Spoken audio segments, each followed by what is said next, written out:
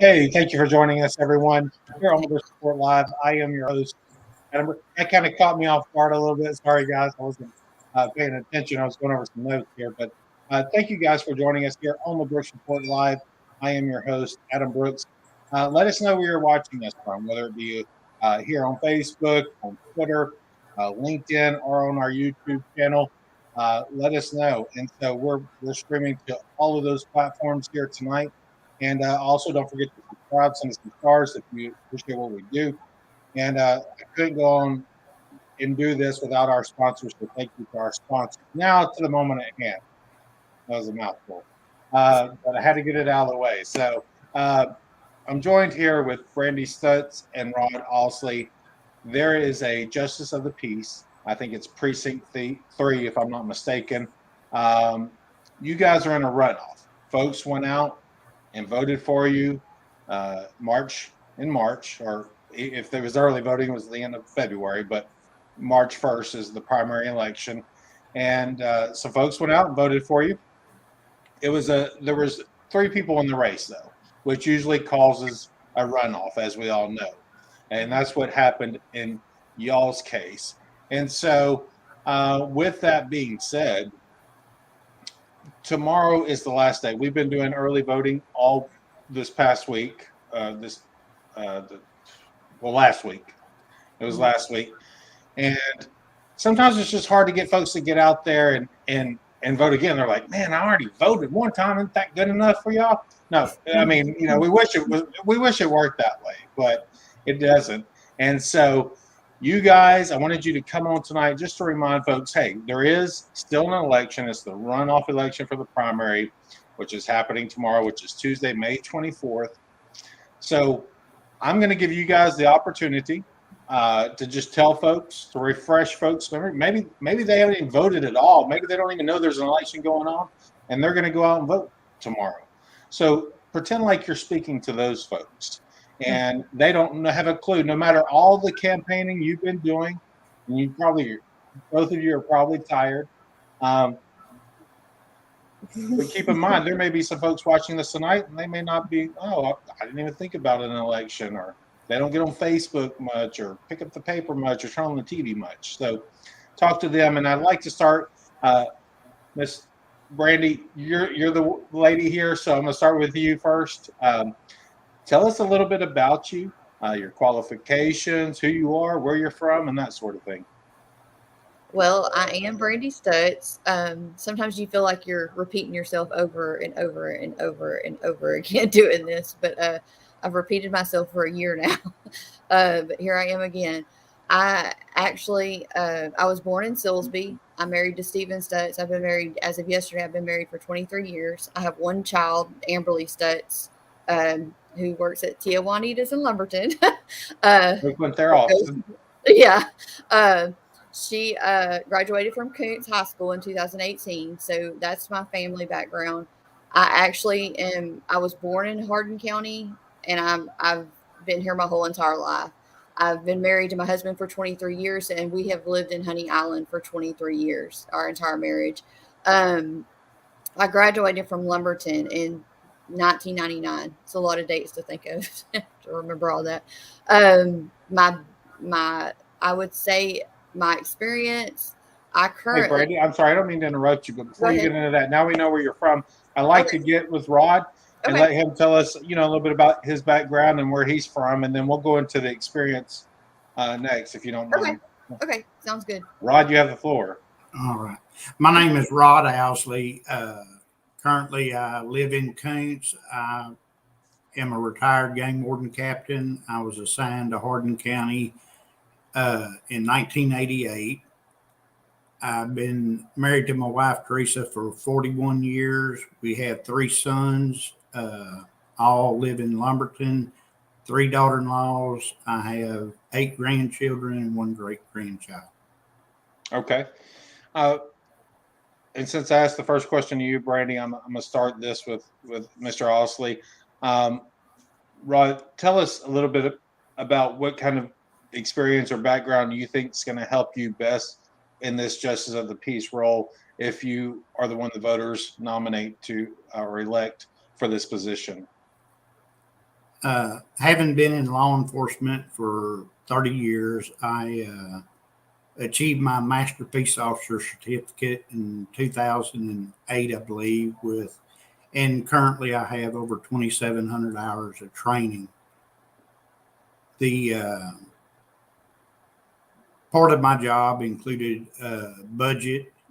It also included, when I was in the field, I filed criminal cases from a Class C misdemeanor all the way up to felony cases. The supervisory role in 2003, I was promoted to captain in Beaumont, and I was responsible for 5 counties, and Hardin County was one of them. But I had Chambers, Liberty, Orange, and Jefferson counties as well. And I worked with a number of JPs over the course of my career. And then part of a JP's responsibilities is also civil cases. And I was very active in filing a lot of boat and motor case seizure hearings, which was a civil part of it. So I've done both the criminal and the civil. Okay. All right. Thank you for that. Mr. The same question to you. Tell us a little bit about experience or unique background that you have bringing to the table if the voters decide to elect you for this position coming up. Well, I currently am a justice court clerk for one of the precinct 2 JP in Hardin County. I'm in my 7th year with him, and there's a lot really. So I know everything in the JP's office that goes on. I think it's important for a clerk to know what a JP does to work for a JP, because you have to keep everything in compliance in the office.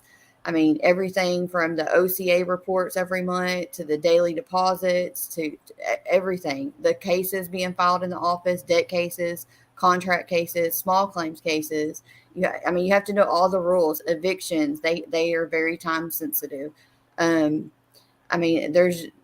have a lot of experience in the JP's office, but then I have the added experience of I worked in the district courts as a deputy clerk, and I worked with both district judges as the felony clerk. I actually started out handling juvenile cases, and then I went on to working for handling the family law and civil cases, which is on district level. It's an array of cases. It's anywhere from debt, contract, personal injury. You name it, you can file it as long as it's over $20,000 monetary amount. Insurance. But and then I ended up being the felony clerk for the county. So that's where my criminal experience, and when you're on district level, I was the only clerk for the felony cases. I did not have an assistant or anything when I was there. They may have changed it since I've left there, but that's how it was for me. So if both courts were having a docket, you work both courts for both judges. And so I had the experience of working with different personalities in a courtroom too. So, because, different judges require different things or expect different things in their courts, how their courts flow and everything. And then before that, I worked for Neil McCallum and Associates in Beaumont for 8 years. And that is a records retrieval and court reporting firm. So we handled written and oral depositions, and any records that were requested for trial that were certified to be admissible in court, we would subpoena those records. And you would have to pretty much be the person that badgered a facility for records, whether it be a autopsy records, medical records, employment records, cell phone records, which people don't think you can get. Any type of record for court that would be admissible to be used in court. So okay. Well, thank you so much for that. Now, tomorrow, if folks want to get out and vote for you guys, Rod, tell us some of the places where they can go vote. Well, voting precinct 6 will be at Crestwood Baptist Church, and then the remainder of the boxes for our precinct will be at the courthouse. And Brandy, I think when we were talking earlier, there are some other voting that's happening across the state of Texas, because there are other things, but specifically for y'all's race, we were talking off screen. I believe it's, what is it, 1, 7, 8, and 12 at the courthouse, or did I miss one there? No, that's correct. Okay, got you guys. All right, so what I like to do is I started this off with Brandy. Rod, I'm gonna let you start off the last for this last question. Give us a wrap up. This thing's almost over. Tomorrow's finally the day. You guys have been hammering at this for way before Christmas of last year, maybe September, October-ish of last year.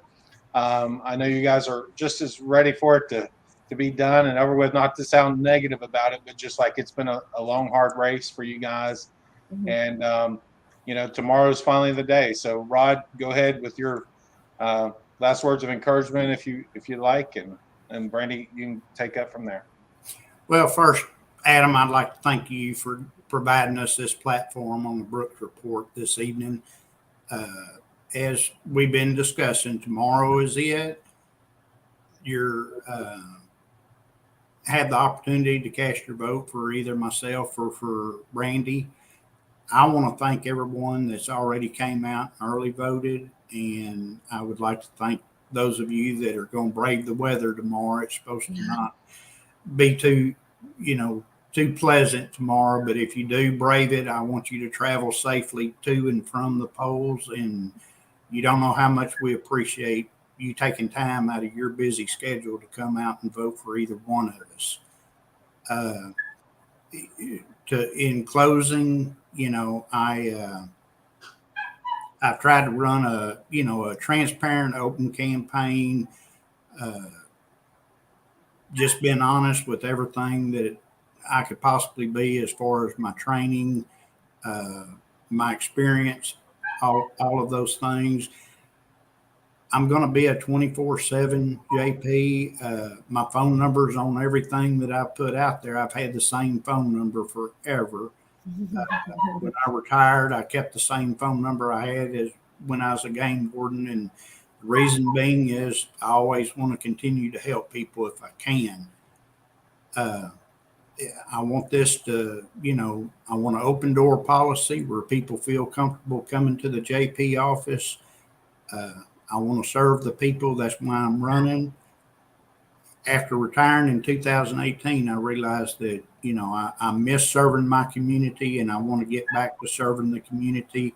I want to be the people's judge in the people's court, and I will be here to serve.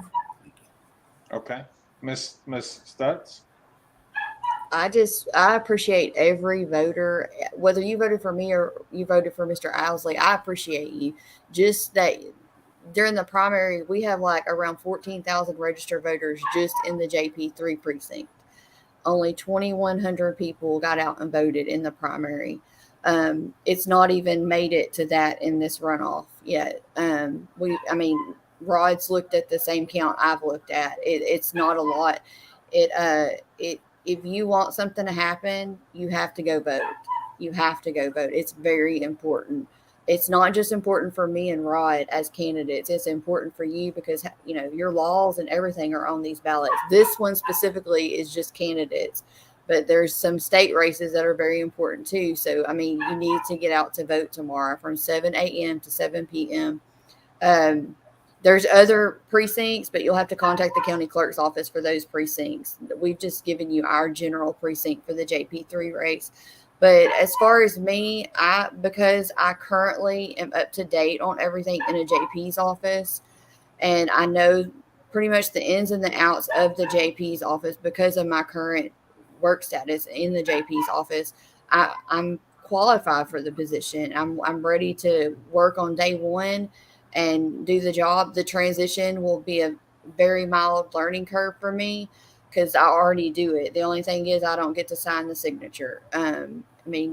That everyone knows the clerk pretty much is the hands and feet of the office. So, I just ask that you can consider everything that we've shared with you and make your decision and definitely exercise your right to vote because it is a right and it's an important right that you don't want taken away from you. But, and definitely stay safe. stay safe. More important than anything, stay safe, because tomorrow's weather is not supposed to be friendly. So, Now, if you watch Dana's forecast this morning, and I've yeah, advised you guys to turn on your notifications for the Brooks Report Live, because yeah. he'll be updating us throughout the day tomorrow for that as well. Sorry to plug that in right there, but No. I appreciate you allowing us this platform to share our last closing request for a vote. I appreciate that. Well, good luck to the both of you. Again, guys, if you want your candidate to win, you've got to get out there and vote. Don't ever assume that you have that your candidate's going to win if you didn't go vote. Oh, they've got plenty of votes. I hear that a lot. Well, I just thought they were going to win. Well, it can look good sometimes or sound good in certain platforms or certain areas of a voting race, but if you don't exercise your right to get out there and vote, that's the only way you know for sure that you actually you helped contribute to that. So thank you guys again for joining us. Be safe out there tomorrow. Good luck to both of you. Thank you. I'm looking forward to seeing how this turns out. And I'll probably be up at the courthouse with you there as the numbers roll in. So again, thank you, Ms. Brady Stutz, Mr. Rod Osley, in their runoff election for Justice of the Peace Precinct 3, which includes parts of Lumberton, Koontz, and I believe Beaumont Colony, Village Mills. Beaumont Colony, Village Mills. Yep, that's correct. All right, guys, have a good day. Enjoy the rest of your night. Get some rest. It's almost over. Thank you, guys. Thank you, Lord.